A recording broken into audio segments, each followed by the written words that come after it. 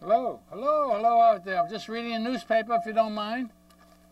My name is Tom Thomassian, 21st century, running for the U.S. presidency against Obama, Hillary, and McCain.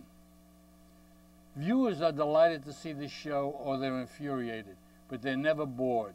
This show is exciting and interesting, so stay with it.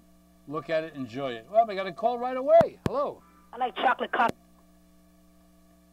Fast. Shows you how popular we are. First thing I'd like to talk to you about is the stock market and Bear Stearns and what is going on. This is a long story that's going to go on for months and months. And we may have a recession, so be ready. Be prepared. Hello.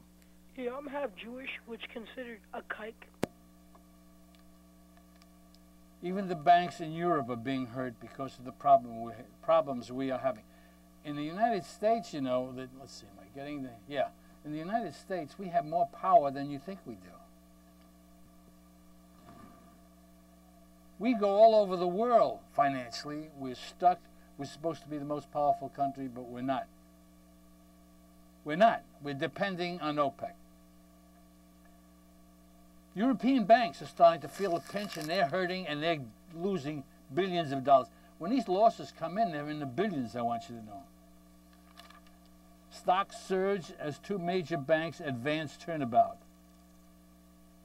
More problems.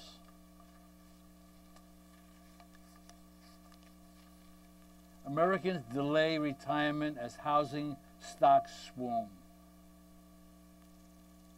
The whole stock market is starting to go down and you say nothing about it. You have to be prepared as to what's coming. Yes, go ahead. Oh.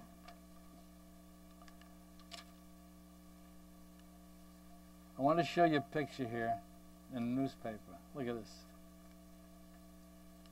Look carefully. See the guy swooning, he's got a headache. Look in the back. There's an African American there. Black people are into the stock market, are into Bear Stearns. They are getting more and more powerful and stronger. So you don't have to say Barack Obama's doing something. No. They are there, man. This is not only the white people that are cheating us, the black people, the Chinese, they're all cheating us at the top. And they're getting away with it. But this picture shows you, he's right over here. No, he's over here somewhere. Here he's over there. As usual, a photo of them before Congress. Do you know what Congress has told these European and the oil executives that went before Congress? Listen to this. This is a senator from the Midwest. He told the oil companies, you better start having an alternative energy. In other words, he's watching this program because I hear more and more of alternative energy. And he's telling the oil companies, you better do something and start inventing or creating alternative energy. But these are oil executives, they're not going to do that. They're not going to do anything like that. It was a stupid thing to say. And we have stupid legislators, and that's why I'm running for the presidency. And you can laugh all you want to laugh and say the same stupid things, you don't have any money and this and that, without truly regarding yourselves. Don't you realize when you say that to me, that you don't have any money, how can you win? What are you doing? You're a jerk. The guy that called me up once, and I'll never forget it, he said to me, Tom, aren't you ashamed that you can buy the American presidency? You can buy it with money. You pay for the presidency, and you get it. You become president with money.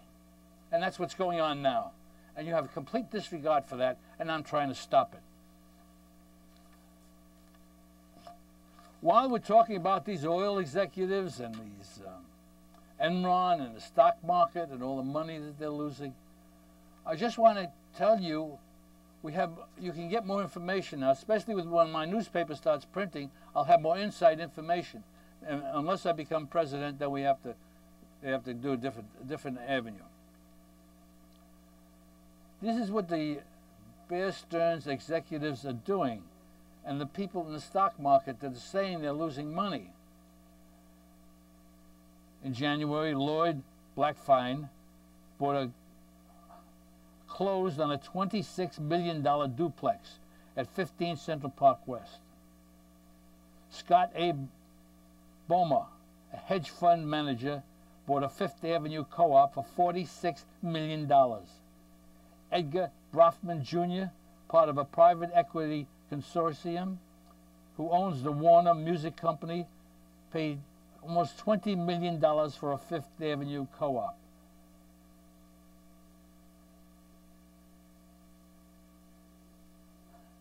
Philip Falcone from Robert Guccione, founder of Penthouse magazine, for $49 million. This is James Cain, $26 million purchase of 2 units in the plaza. This is the guy who was the chief executive officer of Bear Stearns. That's what they're doing. They're sweating, aren't they? Huh?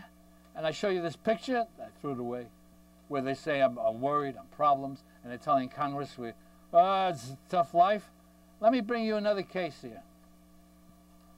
Let me tell you about another case. You remember Enron? I told you about Enron. I told you about the stock market. I told you about the cheating and the lying that's going on, and you didn't pay any attention to me. You call me up and put me down after I give you good advice? Jeffrey Skilling, does that ring a bell? He's one of the chief executive officers of Enron before it went under. He's in prison, not for long. I also told you about these people. Ex-Enron chief asks the court to overturn his conviction. And you laugh at me, at my age and my teeth. How do you feel when I predicted this? I told you about the thievery, and I told you they'd be in jail for a short period of time. I told you about Keating, the Keating Five, that McCain was involved in. The Keating Five means 4 or 5 United States senators try to protect Mr. Keating. Mr. Keating in the 1980s was the head of a bank, had millions of dollars, cheating and lying up to $1 billion. He was being audited. You know what he did? Senator McCain, the Kennedy, forgot the guy's name. I know you're going to say his name. I hope you do. These are the Keating Five. They are United States senators. They stopped the investigation for Mr. Keating. 2 years later, the man was so crooked, the senators couldn't do anything. Keating went to prison. Everyone said, "Wow, we got this executive." You jerks, you didn't get anyone. Keating sat back and said, "I'll take care of the American public. Get me out of jail," and he pays the lawyer. Oh, they don't pay the lawyer.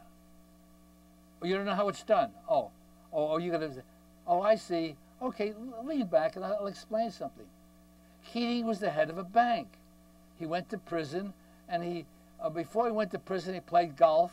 That's on the golf course where the dirty, filthy rich meet each other. And he met this young, charming guy, good-looking guy. He said, "Mr. Keating, it's a shame what the government is doing to you, because you're a wonderful person. The government's no good, and most people in America are jerks. They're jerks." And Keating says, I agree with you. Thank you, young man, but I need some help." And the young man said, "Oh, I'm very happy to help you, Mr. Keating. I don't think the rich are dirty, filthy slobs. I think they're wonderful people who have mistresses. And I'll exchange my mistress with yours when you go to jail." And Mr. Keating said, "Young man, is there anything you can do for me?" The young man says, "I happen to be an attorney working for the largest firm in the whole world." And Mr. Keating says, "Oh, help." And the lawyer says, "I just want to ask you one question. Do you have insurance for your company?" "Yes, we do." And the lawyer says, "Here's my card, wonderful person, darling, sweetheart. Well, you see my mistress, Mr. Keating, you'll love her. By the way, drop by the office and we'll talk. We'll have a chat." And that's exactly what he did. He went to prison and he got out. Very small headline, very small lines that I brought up on this program, and I told you about Keating getting off. That's how it's done. That is how it's done. And